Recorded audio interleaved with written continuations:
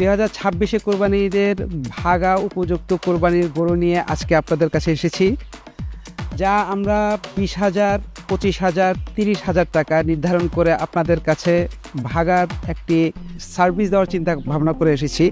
20,000 টাকার ভাগার মধ্যে যা থাকছে, প্রতিটি অংশ মাথা থেকে শুরু করে পা পর্যন্ত 7টি ভাগ করা থাকবে, যা আমরা প্রতি ভাগে 17 থেকে 20 কেজি 20,000 টাকা, 25,000 টাকা থাকছে হলো 23 থেকে 25 কেজি, আর 30,000 টাকা থাকছে হলো 27 থেকে 30 কেজি মাংস।